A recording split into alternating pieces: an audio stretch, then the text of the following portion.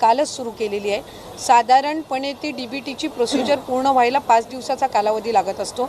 दिवसाला साधारणपणे 25 लाख 30 लाख 50 लाखपर्यंत DBT होत असतो आणि अशा पद्धतीनं ते पुढच्या 3 दिवसामध्ये उर्वरित जे लाभार्थी आहेत त्यांच्या खात्यावर ते पैसे जमा होतील। संदर्भामध्ये ज्या महिलांचं राहिलेलं आहे अशा महिलांना पुन्हा एकदा संधी देणार आहोत। नाही, आम्ही त्या संदर्भामध्ये ज्यांनी EKYC करत असताना चुकीचे ऑप्शन निवडले आणि त्याच्यामुळे त्यांची EKYCची प्रक्रिया ही पूर्ण होऊन सुद्धा नोंद होत नाही आहे, त्यांच्यासाठी आम्ही 31 मार्चपर्यंतची मुदत दिलेली आहे आणि 31 मार्चपर्यंत त्यांनी ती त्या ठिकाणी दुरुस्ती करावी आणि त्यांना आधी जो लाभ सुरू होता तो त्या पद्धतीनं त्यांना तो केला जाईल। अशा महिलांसाठी पुन्हा नाही, आम्ही साधारणपणे ही जी ऑगस्ट महिन्यामध्ये EKYCची प्रक्रिया सुरू केली, त्याला परत ऑक्टोबर महिन्यामध्ये मुदतवाढ देण्यात आली होती आणि त्याला 31 डिसेंबरपर्यंत मुदतवाढ देण्यात आली होती। 6 महिन्यापर्यंत EKYCचा कालावधी होता।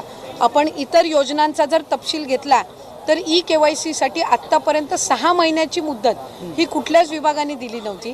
ती पहिल्यांदा महिला व बालविकास विभागाने या लाडकी बहीण योजनेसाठी दिली आणि आत्तासुद्धा आम्ही 31 मार्चपर्यंतची मुदत ज्यांनी EKYCची प्रक्रिया पूर्ण झाल्यानंतर पण त्यांना लाभ मिळत नाही आहे का, तर त्यांनी ऑप्शन कुठलं चुकीचं निवडलं। लाडक्या बहिणींनो, तुमच्यासाठी गुड न्यूज। लाडक्या बहिणींच्या बँक खात्यामध्ये जानेवारी महिन्याचा हप्ता वाटप चालू पण झालेला आहे। आता काही लाडक्या बहिणी म्हणतात आम्हाला अजून जानेवारी महिन्याचा हप्ता आला नाही। कारण लाडक्या बहिणी तुम्ही टेन्शन घेऊ नका, जानेवारी महिन्याच्या हप्त्यासाठी DBT मार्फत प्रक्रिया करायला काही दिवस जातात।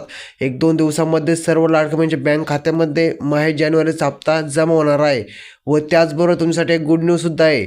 लाडक्या बहिणीला इथून पुढील हप्ते 2100 रुपयाप्रमाणे देण्याचा सरकारचा निर्णय चालू आहे। त्यामुळे तुम्ही लवकर तुमची KYC कंप्लीट करून घ्या। त्यामुळे KYC जर कंप्लीट असेल तरच तुम्हाला 2100चा लाभ भेटणार आहे। जर आहे नवीन अपडेट तुम्हाला जर आवडले असेल तर व्हिडिओ लाईक करा, चॅनलला सबस्क्राईब करा।